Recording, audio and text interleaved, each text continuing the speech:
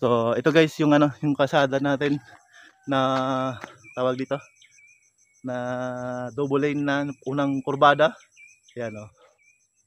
Magkuha tayo ng thumbnail natin kung pwede ito makuha tayo ng thumbnail. Di ba? Yan. This is Travel and Happiness and welcome back to my channel. Yay! For today's video guys, yan ipapakita ko sa inyo yung dati yung kasada ay ito lang. So ngayon meron na tayong kasada na pang dalawahan. Double lane na tayo guys. May double lane na yung nagawa nating kasada. So napakainit ngayon nung nakaraan. Grabe namang ulan, di ba? Grabing ulan. So ngayon guys, update ko kayo. Meron na tayong double lane na kalsada dito sa ginawa natin ng project, no. So yun na guys. At samahan nyo ako na itawag dito.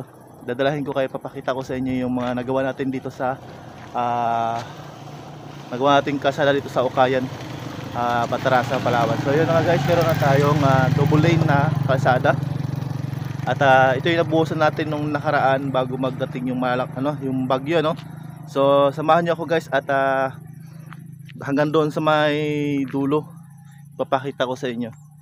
At least naka double lane na tayo guys ng ng kalsada. Yan, at saka maganda yung yung kalsada natin, 'di ba? Makikita naman ninyo. Oh, 'di ba? Makikita ninyo guys yung kalsada natin, maganda yung pagkagawa. Pati dito sa may kurbada, sa may pataas, maganda. 'Di ba? Tapos doon sa unahan, tawag dito, mga siguro yung mga nabuhusan natin, mga mga nasa yung double lane natin nasa 300 meters na. Medyo mahaba-haba na rin yung 300 o 500 meters. Pa isang liko, dalawa, pangatlong liko na tayo. Masyadong mahaba na yung guys, sa mga 500 meters na tayo nakabuhos ng ng kalsada. So yun na guys, tingnan nyo. Ang ganda sa may likod. Di ba? Naka-double lane na tayo. Kulang na lang tayo ng shouldering dito sa kabila. Bali pag magbubuhos pala tayo sa kalsada, 15 days siya or lalampas pa bago tayo mag shouldering, di ba? Bago tayo mag shouldering, yun yung pagkakaalam ko ha. 15 days bago tayo mag shouldering at pwedeng padaanan yung kalsada natin na ginawa. So yan, at lakad pa tayo dito sa may unahan guys. Lakad tayo doon sa unahan kasi nandun pa yung kalsada na natin na nagawa. Yan. So siguro hanggang dito sa pwesto natin, hanggang doon sa end project natin na yan na double lane, siguro mga 100 meters na. So maglakad pa tayo papunta doon sa may taas. At saka pala guys, yung mixer pala natin na disgrasya. So ipapakita ko sa inyo ito guys. Yan yung video. Ito guys yung mixer na natumba, naiahon na namin. Yan ba, wala na yung bowl drum nya. Yun na lang yung sa may likod nya, may bilog yan dito. Yan, may bilog yan dyan na malaki. Tapos yung sa driver side nya guys, yun nyo. Buti na lang talaga, malaki pasalamat din at buhay yung driver ng mixer namin. Buhay yung driver. So ito guys yung harap nya guys, at saka yung ulo. Oh, di ba? Ayan oh. Pit-pit, di ba? Pit-pit yung ulo ng mixer guys. Pit-pit, talaga tawag dito. Buti buhay pa yung yung driver mixer namin. Yan. Wala na yung bowl drum dito guys, naiwan doon sa site. Kaya yan lang yung yung nadala dito sa amin. Malapit kami sa may bang house namin, dito namin dinala.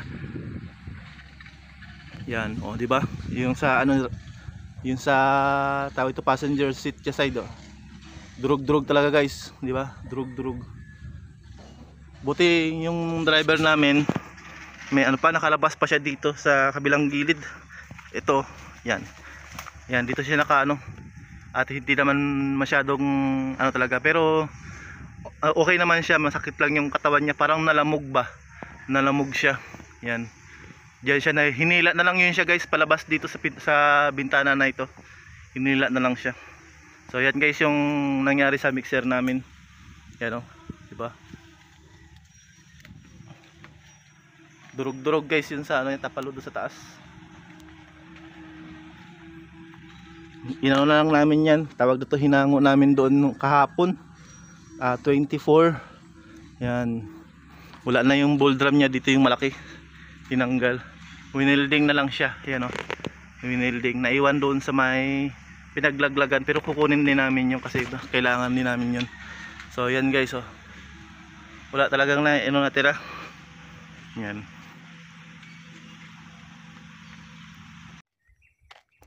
Ikot tayo dito guys sa may taas. Ito yung kurbada.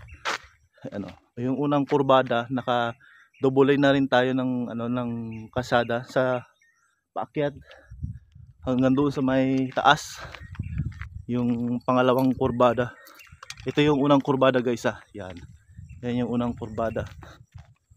So pagdating doon sa may taas, meron pa tayong dalawang kurbada pa. Mga dalawang kurbada. So mag-exercise tayo guys, maglakad tayo papunta doon sa may unahan.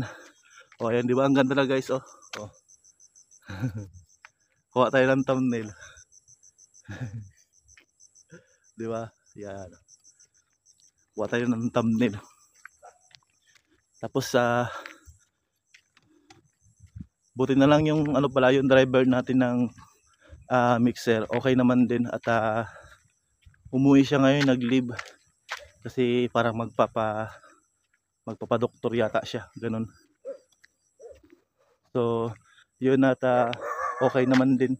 Baka mga sunod na Lunes kukunin na yung mixer na na nabagsak yung natumba doon. So yun guys, sa may kabila maisan lang, diba? Mga maisan sa may kabila. So ito na guys yung yung pangalawang kurbada. Yung pangalawang kurbada na malaki rin yan. Nakita niyo yung kurbada sa may kabila. Pangatlong kurbada doon sa may kabila. Doon na nagtatapos yung isang natin. Mga 500 meters na rin yun sa may kabila. Medyo maganda yung panahon ngayon. At saka wala na yung bagyo dito sa may Palawan. Di ko tulad doon nakaraan talaga. Grabing bagyo. Grabing baha guys. Tapos ngayon mainit naman. Yung sabi nga nila ang init daw may kapalit naman daw na ulan na kasunod. Sana wag naman, di ba? Para yung trabaho natin dire-diretso guys. At saka tuloy-tuloy at madaling matapos yung ating ginagawa. At saka nagpapasalamat tayo kay Lord na okay naman yung pamilya natin. At ayun, ayos naman sila nung pagtawag ko. Yun lang, medyo mahina talaga yung signal natin guys. At pasensya na talaga sa mga hindi ko nasusuportahan. Maraming salamat sa inyong lahat guys sa walang sawa niyong suporta sa aking YouTube channel. So yun na guys yung yung kurbada kanina na pangalawa na malaki. Siguro mga nalakad natin siguro mga 300 meters na. Mga 300 meters na. So dito sa may kabila, yung binungusan natin dito sa may tatlong kurbada. Pangatlong kurbada, nandito tayo, maglakad tayo dito. Yan, di ba? Ang ganda na guys ng nung pagka double line natin, di ba? Ang ganda na. So ito guys yung yung tawag dito, yung pangatlong kurbada, yan. Masyadong mainit guys. Masyadong mainit. Yan, malapit na tayo dito sa may sa may Ed. Pero ito yung yung bago dumating yung bagyo, ito yung binuhusan natin, pinaka-last. Ito yung pinaka-last nating na binuhusan. Bago rin matumba yung mixer natin. Yun yung nangyari, yung pinaka-last na na buhos natin. So malambot yung area na tinapakan ng ng tawag dito ng buhos. Yun. Saan ba yung Gisrel pre? Po? Gisrel Montesa. Hindi ko po, kuya, bago lang rin po ako dito. Opo. Yun. May nagtanong sa atin guys, hindi natin kilala, Gisrel na Montesa. Hindi natin kilala. So bago lang tayo dito. Yun. At saka malapit dito guys. Ito yung yung pangatlong kurbada guys, yan. 'Di ba? Maganda at saka malapad talaga guys yung gawa nating kasada. Hindi katulad noon, halos yung kasada lang talaga natin is part lang talaga nito, ito lang yung laki. So lumapad talaga siya guys, simula dyan hanggang dito sa may kabila na yan. So malapad na tignan, di ba? Shouldering lang yan guys yung kulang dyan sa may kabila, mas malapad na, di ba? So dito guys, at dito na nagtapos yung ating buhos. Yan, ito yung ating pinakahuling buhos na nandito sa may kabila. Yan, ito yung end natin, yung pinagbuhusan natin nung bago madating yung bagyo dito sa Palawan. So yan, natapos na natin itong dito. Baka mga sunod na araw mabubuhos tayo ulit. At ito yung ating mabuhusan guys. So napakahaba din yan nating bubuhusan. Dire-diretso yung formas natin hanggang doon sa may dulo na, siguro mga 200 meters din nating bubuhusan kasi yung formas natin napakahaba na. So ito yung guys yung ating mga formas na tinatawag. Yan. Yun pa sa may labas. So may mga bakal siya sa gilid, binubuka yan siya tapos bago ating bubuhusan yung yung kalsada na yan. So ipapakita ko pa sa inyo guys hanggang doon sa may dulo yung tawag dito, yung ating nalagyan na ng formas. Yan, o di ba? Yan, may mga formas na yan. So hanggang doon yan guys sa may dulo. Ipapakita ko pa sa inyo. Bali pang-apat na kurbada ito yung ating bubuhusan. Yan, hanggang doon sa may kabila guys. Mahaba talaga siya. Bago tayo magbalik kasi naiwan yung motor natin doon sa may kabila. So yun na. At uy, ang haba talaga hanggang doon pa sa unahan guys. Makapansin nyo, hanggang doon pa sa unahan yung ating pang apat na kurbada, hanggang doon pa. So balik na tayo. At ang motor natin nandoon sa may unahan pa. Medyo malayo-layo na yung ating nalakad. At balik na tayo. Magbibideo pa tayo doon sa may kabila para marami tayong video guys na ma-premiere. Di ba? Sana ganito na lang palagi yung maghanap tayo ng ating mabibideo palagi para may mga premiere tayo, may ma-share tayo mga video guys. Maraming salamat sa inyo guys sa walang suporta sa aking YouTube channel guys. Sa mga solid supporters ko dyan guys, tawag dito, mag-iwan kayo ng comment guys para mabati ko kayo o ma-share ko sa inyo or ma-WhatsApp ko kayo guys. Lang kayo guys, mag-iwan kayo ng comment. Yan, maraming salamat sa inyo lahat guys So yun na guys yung ating next nating bubuhusan, at dito tayo nag-end nung bago dumating yung bagyo. Yan, tapos hanggang doon pa sa may unahan. So at ito yung ating double lane na kalsada. Yan, ang ating double lane na kalsada. Yan, diba, ang haba na. So balik tayo guys doon kay sa may sa unahan. Tsaka maganda yung panahon ngayon at magbibideo tayo ng mga 2 video pa siguro. Isa doon sa may kabila at isa dito. Pagkatapos may lakad pa tayo doon sa may unahan. Maliligo tayo. Sana makakuha tayo ng video kasi maraming tao doon, nakakahiya. So yun na guys, ang ganda na ng kalsada natin. Woo! Ganda na ng kalsada. Di ba? Ganda na ng kalsada. Di ba? Natahulan tayo ng aso at maingay tayo. Natahulan tayo ng aso at maingay tayo. So lakad pa tayo guys. Papunta doon sa may pabalik pa lang tayo. Pabalik tayo. Yan. Nilagyan na rin guys ng ng bollards pala. Yung bollards. Tapos meron din tayong tinatawag na sample. Ito yung sample natin guys. Yan. Ito yung sample na tinatawag natin para doon sa testing natin kung matibay ba talaga yung ating buhos Kung matibay yung ating buhos yan. So kada buhos natin meron tayong ganyan guys. Para meron tayong tawag dito.